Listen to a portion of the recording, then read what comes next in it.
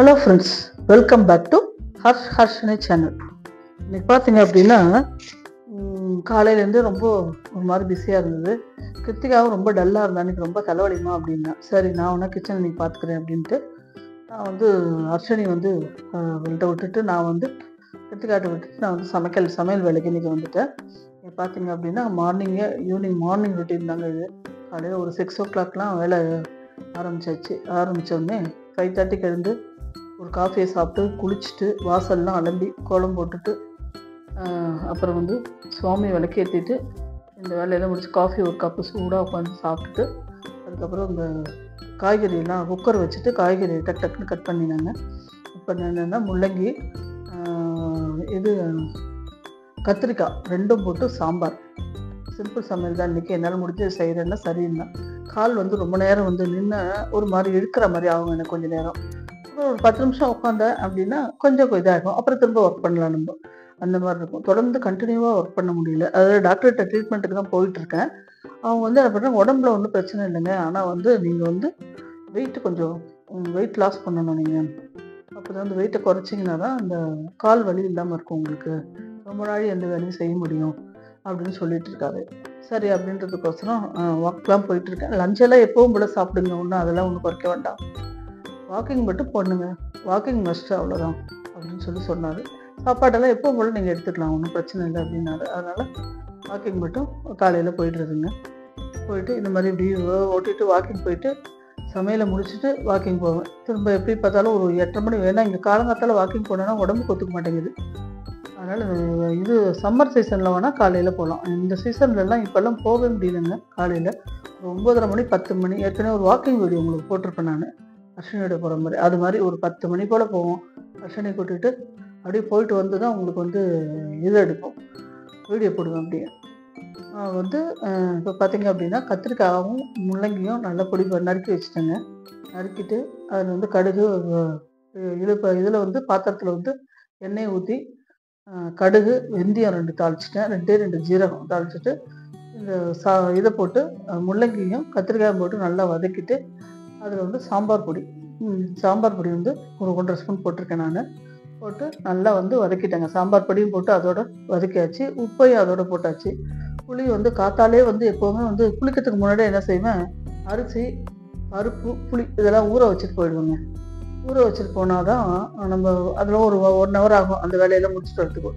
கிருத்திகாவும் அப்படி தான், நானும் அப்படி தான். வாசல்லாம் அலம்பி கோலம் போட்டு ப்ரஷ் பண்ணிவிட்டு விளக்கேற்றிட்டு வாசல்லாம் அலம்பி கோலம் போட்டு அப்புறம் வந்து இது வந்து குளிச்சுட்டு அதுக்கப்புறம் வந்து கிச்சன் வேலைக்கு இந்த இதுக்கு வரத்துக்கு எப்படி 1 hour ஆகிடும். அதுக்குள்ளே அது ஊறிடும், நல்லா ஊறினது. அதனால் பருப்பு இதெல்லாம் ஊற வச்சுக்குவோம். புளியும் நல்லா ஊறி போச்சு, கரைச்சாறு ஊற்றாச்சு. சரி பார்ப்போன்ட்டு அடுத்தது வந்து பார்த்திங்க அப்படின்னா கோஸும் கேரட்டும் கலந்து கறி பண்ணினேன். அதாவது பொரியல் அது பண்ணி அது பார்த்திங்கன்னா கேரட் இப்போ கோஸ் வந்து பெருசு சின்னதாக நறுக்கிறத விட கொஞ்சம் பெருசாக நறுக்கினேன்னா எங்கள் ஹஸ்பண்டு கிருத்திகா அவங்களுக்குலாம் கொஞ்சம் பிடிக்கும். ஏன்னா அதை வந்து மென்று சாப்பிடும்போது நல்லாயிருக்கு அப்படின்வாங்க. அதனால் வந்து ரொம்ப பெருசும் இல்லாத ரொம்ப சின்னதும் இல்லாத மீடியமாக கட் பண்ணுவேன் நான். இது மாதிரி கட் பண்ணிவிட்டு அதில் வந்து ஒரு 4 கேரட்டு ஒரு 1/2 கிலோவுக்கு இருக்கும் கோஸ் கட் பண்ணி இன்றைக்கி பொரியல் அதான் கறி பண்ணியிருந்தேன். இன்றைக்கி கறி பண்ணி முடிச்சுட்டு காலையில் பார்த்திங்கன்னா பிரேக்ஃபாஸ்ட் பார்த்திங்கன்னா எங்கள் வீட்டில் இட்லி சட்னி சாம்பார். அதுதான் இட்லி. இன்றைக்கி இட்லி பார்த்திங்கன்னா நடுவில் இட்லி தட்டு அந்த இதை உங்களுக்கு தட்டில் ஊற்றி வைக்கிறது வீடியோ எடுத்திருக்கேன். பட் ஆனால் அது எடுக்கிறதுக்குள்ளே பார்த்தீங்கன்னா அவனுக்கு ஸ்கூலுக்கு லேட் ஆகிடுது ஆப்ஷனுக்கு. அதனால் அவனுக்கு ரெடி பண்ணி கொடுக்கணுமே அப்படின்னு அந்த ஷேப்ஸ்லாம் அந்த ஹார்டின் ஷேப்பு அமேசானில் ஆர்டர் போட்டு வாங்கினோம் இல்லைங்களா, அந்த இது குக்கீஸ் கட்டர். அந்த குக்கீஸ் கட்டரை நடுவில் இட்லி தட்டில் நடுவில் வச்சு அதில் வந்து இட்லி ஊற்றி உள்ளே வச்சேங்க. உள்ளே வச்சு வெந்ததுக்கப்புறம் அதை வந்து அப்படியே எடுத்து இதில் பேக் பண்ணி கொடுத்தேன். அது சூடாக எடுக்கிறத விட ஆறினதுக்கப்புறம் எடுத்தோம்னா அவ்வளோ அழகாக வருதுங்க. பேக் சைடை திருப்பி வெந்ததுக்கப்புறம் பேக் சைடு திருப்பி தட்டுக்கு நேராக வச்சுட்டு இப்படி ஸ்பூனால் அப்படி அடுத்துனா அப்படியே சூப்பராக எல்லாம் வந்துடுது. வந்ததுக்கப்புறம் நம்ம என்ன செய்யணும், அதை வந்து பேக் பண்ணி எடுத்து கொடுத்துடலாம் குழந்தைங்களுக்கு. கரெக்டாக இருக்குங்க. அந்த 12 இதுவும் வந்து அவங்க வீட்டில் 2-3 சாப்பிட்டான், கையில் ஒரு 4-5 எடுத்துக்கிட்டான், மிச்சம் ஒரு 4-5 என்னமோ அந்த ஷேப்ஸ் மீந்தது. அவ்வளோதான். அதை அரிசினி கொஞ்சம் ஊட்டிடணும். அப்படியே ஒரு இது வச்சா அந்த 2 குழந்தைங்களுக்கு சரியாக இருக்குது. ஆனால் நமக்கெல்லாம் அது பத்தாது. சின்னதா இருக்கிறதுனால நமக்கு வந்து எவ்வளோ சாப்பிட்டாலும் வயிறு ரொம்ப அது மாதிரி இருக்கும் அது. அதனால வந்து குழந்தைங்களுக்கு பெஸ்ட் அது. வேற ஏதாவது பிஸ்கெட்டோ இல்லை வந்து சப்பாத்தி, பூரி அதெல்லாம் வந்து அது மாதிரி நம்ம செஞ்சு இது பண்ணலாம். இது பண்ணோம்னா அது ஒன்று வந்து பார்த்தீங்க அதுதான் அந்த கட்டரை போட்டு இது பண்ணால் சூப்பராக இருக்கும். இது பார்த்தீங்கன்னா காலைல சாதத்தோட குக்கரில் வந்து பருப்பு வச்சுருந்தேன். குழந்தைகளுக்கு கொஞ்சம் எடுத்து வச்சுட்டு அந்த பருப்பை நல்லா மசிச்சு நல்லா வெந்து போச்சு. காய்கறியெல்லாம் வெந்து காய் நறுக்கிறதுக்குள்ளே இங்கே சாம்பார் முடிஞ்சிச்சு. முடிஞ்ச உடனே அந்த பருப்பை வந்து அதில் ஊற்றிட்டேன். ஊற்றி எவ்வளோ குவான்டிட்டி வேணுமோ அவ்வளோ தண்ணி கலந்தா ஒரு 5 நிமிஷம் கொதிக்க விட்டிங்கன்னா போதுங்க. அவ்வளோதான். அது சிம்பிளாக முடிஞ்சு போச்சு சமையல். சாம்பார் அவ்வளோ நல்லா இருந்தது அப்படின்னாங்க எல்லோரும். இது வந்து இட்லிக்கும் ஊற்றிக்கலாம், லஞ்சுக்கும் வச்சுக்கலாம், இட்லி தோசைக்கும் வச்சுக்கலாம். அந்த சாம்பார் சிம்பிள் சாம்பார் ரொம்ப நல்லா இருக்கும். ஏற்கனவே நம்ம வீடியோவில் நம்ம போட்டிருக்கேன். உங்களுக்கு அரைச்சி விடாத அப்படியே சிம்பிளாக செய்யுது. கடைசியில் வந்து பெருங்காயத்தூள், கொஞ்சோண்டு வந்து கருவேப்பிலை எல்லாத்தையும் தூவி இறக்கணும்னா கமன்னு சாம்பார் வாசனை அப்படியே தாங்க முடியலைங்க. அப்படியே அவ்வளோ சூப்பராக இருக்கும். இது நீங்கள் சத்தம் கேட்குறது வீடியோவில் அப்படின்னு சொன்னீங்களேன்ட்டு எக்ஸிபிஷனில் மரக்கரண்டி தேடி கிருத்திகா எங்கேயோ போய் தேடி பாவம் வாங்கிட்டு வந்தேன். நான் கூட காட்டியிருப்பேன் ஏற்கனவே வீடியோவில். இது எல்லாத்தையும் கலர்றதுக்குள்ள மரக்கரண்டி வச்சுக்கோமா, சவுண்டு கேட்காது வீடியோவில்.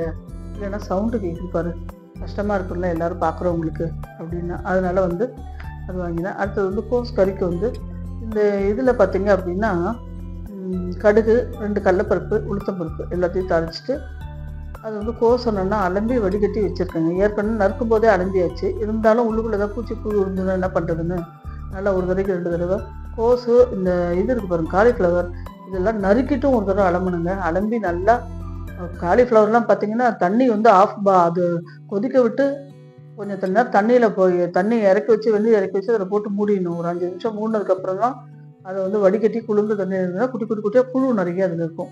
அந்த மாதிரி பார்த்துக்கணும். அது ஒரு சீசன் போல ஒரு காலிஃப்ளவர். எல்லா நேரத்துலையும் அந்த புழு வராது, ஏதோ ஒரு சீசன் சொல்லுவாங்க.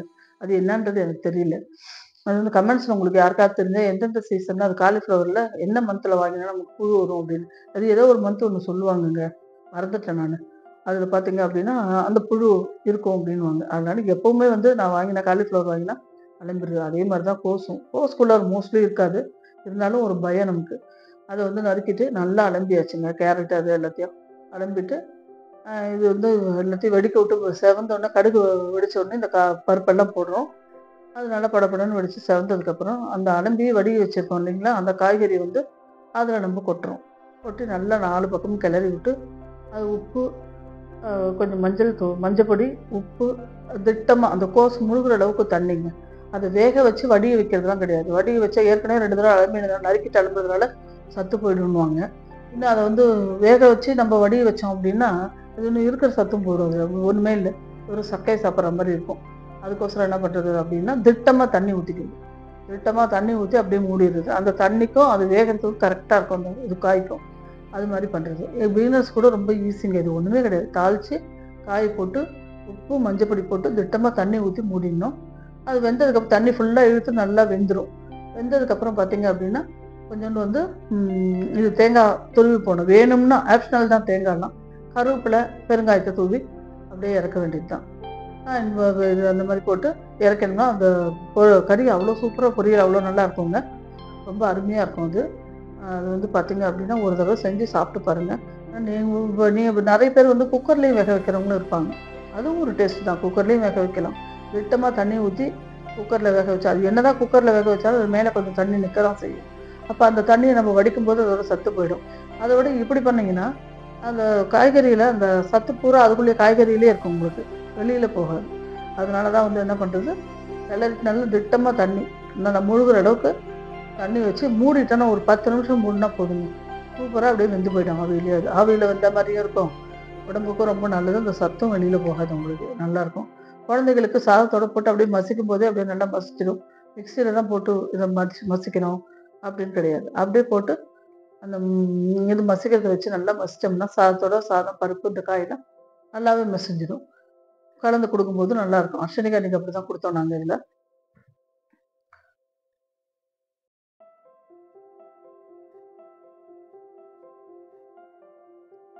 இதுதாங்க டெய்லி ரொட்டீன் எங்களுக்கு. அவன் பார்த்தீங்கன்னா அர்ச்சன் வந்து 8 மணிக்கெல்லாம் ஷார்ப்பாக வந்து அவனுக்கு வந்து 8:15 ஸ்கூலு. கரெக்டாக 7:50 அந்த மாதிரி கிளம்பிடுவான். கிளம்பினா தான் கொஞ்சம் வண்டி வந்து கொஞ்சம் ஸ்லோவாக கரெக்டாக ஓட்டின்னு போகிறதுக்கு திட்டமாக இருக்கும். இல்லைன்னா 8 மணிக்கு கிளம்புனா கொஞ்சம் அறிபறியாக ஃபாஸ்ட்டாக போகணும். அதுக்கோசரமே ஒரு 7:45லேருந்து 7:50க்குள்ளே அவன் கிளம்பிடுவான். அதுக்குள்ளேயும் பார்த்தீங்கன்னா அவனை காலையில் எழுந்து குளிக்க வச்சு, பாத்ரூம் போக வச்சு, குளிக்க வச்சு, அதுக்கப்புறம் வந்து அவனை சாப்பிட வச்சு அனுப்புறதுக்குள்ளே காலையில் அதுக்கு ஹார்லிக்ஸ் நாங்கள் எதுவும் கொடுக்குறது இல்லை. அவன் ஏந்த உடனே இந்த டிஃபன் சாப்பிட்டதுக்கப்புறம் கொஞ்சம் கொடுக்குறது. குடிச்சிட்டான்னா சாப்பிட மாட்டேங்கிறான். அதுக்கோசரம் தான் அந்த வேலை அப்படி பண்ணுறது, பண்ணி அனுப்புறது. இது பாருங்கள், அந்த குட்டி இதில் இட்லி கொஞ்சம் கொஞ்சமாக நெய் தடவிக்கணுங்க. அதில் அதை சொல்ல மறந்து போயிட்டேன் உங்களுக்கு. நெய் தடவினீங்கன்னா குழந்தைங்களுக்கு அந்த வாசனையாக இருக்கும் அந்த இட்லி எடுக்கும்போது. அதுக்கோசரம் நம்ம பெரியவங்களுக்கு தேவை கிடையாது. பெரியவங்களுக்கு ஒன் டைம் எண்ணெய் தடவி அதில் வார்த்தா போதும். இது குழந்தைங்களுக்கோசரம் அதில் வந்து பார்த்தீங்க அப்படின்னா அதை சுற்றி அந்த இதுலேயும் வந்து நெய் தடவிக்கணும். அதுலேயுமே ஒரு நெய் தடவை பாருங்க, அந்த மாதிரி தடவி அதில் வச்சிடணும். வச்சுட்டோம்னா அப்படியே கரெக்டாக அந்த சைஸுக்கு அவ்வளோ அழகாக இருந்தது. உங்களுக்கு எடுக்கும்போது தான் நான் வீடியோ எடுக்க முடியல. ஏன்னா அவன் டக்குன்னு கிளம்புறதுனால அது கொஞ்சம் டைம் இல்லை வீடியோலாம் எடுக்கிறதுக்கு. அதனால் வந்து நான் அது டிஸ்பிளேல மட்டும் வைக்கிறேன், அவ்வளோதான். மாவு ஊற்றுறதெல்லாம் உங்களுக்கு அதில் காமிச்சிருக்கேன் வைக்கிறதெல்லாம். பட் வந்து இது பார்த்தீங்கன்னா இன்னொரு நாளைக்கு ஃப்ரீயாக இருக்கும்போது சண்டே போல் அந்த மாதிரி வீடியோ எடுக்கும்போது கண்டிப்பாக அதை எடுத்து காட்டுறேன் பாருங்க. அவ்வளோ நல்லா இருந்ததுங்க. ஆசையை பார்க்கவே ரொம்ப நல்லா இருந்தது. குட்டி குட்டியாக அழகாக ஒரு ஸ்டார்னா ஒரு 3 சைஸ் கொடுக்குறோம். அதில் பெருசுலேருந்து சின்னதுலேருந்து 3 சைஸ் கொடுக்குறோம். ஹார்டினில் 3 சைஸு, எல்லாத்துலேயும் 3 சைஸு அவங்க கொடுத்தோம். அந்த மாதிரி இருக்குது, நல்லா இருக்குது அது பார்க்கவும்.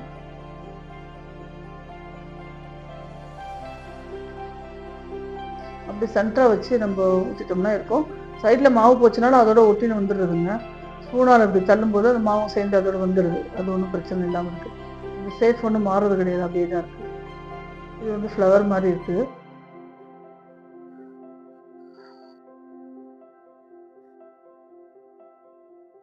ரொம்பவும் மாவு ரொம்ப போட்டாலும் ரொம்ப புஷ்ஷுன்னு இட்லி இருக்கும்போது அது எடுக்கிறதுக்கும் கொஞ்சம் கஷ்டமாக இருந்தது. அதனால் நான் திட்டமாக ஊற்றிட்டேன். அது வந்து கரெக்டாக அதுக்கு இருக்க மாதிரி ஊற்றிண்டா அது வந்து இதாக இருக்கும். எடுக்கிறதுக்கு நமக்கு வந்து ரொம்ப ஈஸியாக வருது. அதில்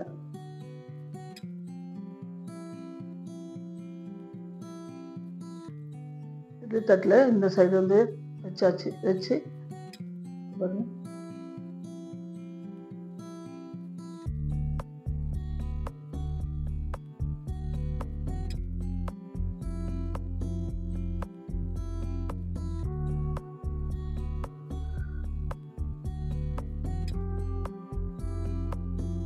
அது ஒரு வேலை செய்யும்போது பார்த்தீங்க அப்படின்னா கேமரா வந்து ஒரு கையில் பிடிச்சிட்டு ஒரு கையில் செய்யும்போது இது ஸ்டாண்டர்ட் அதில் தான் வச்சு இது பண்ணுவேன்.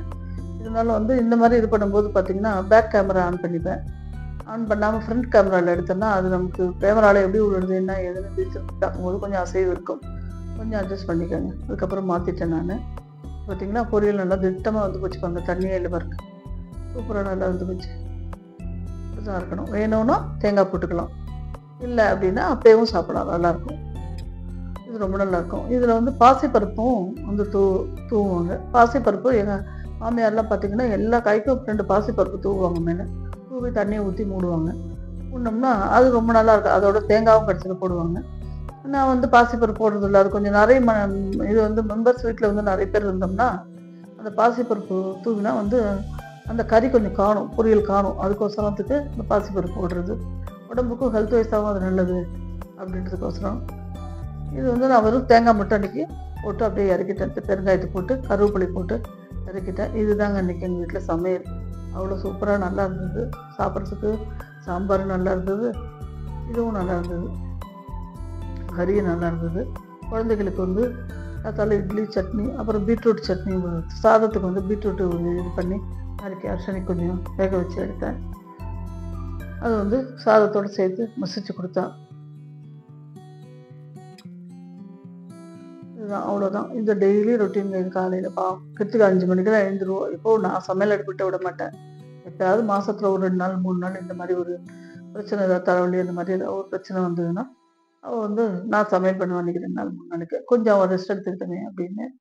சண்டே மோஸ்ட்லி பார்த்தீங்க அப்படின்னா ஏதாவது ஒன்று டிஃபனோ சமையல் ஏதாவது ஒன்று பண்ணுவோம். ஒன்று வந்து குழந்தைகளோட எங்கே வெளில போனோன்னா நான் செய்வேன். அந்த மாதிரி தான். நன்றி, வணக்கம். இந்த வீடியோ எல்லாருக்கும் பிடிச்சிருக்குன்னு நான் நம்புகிறேன்.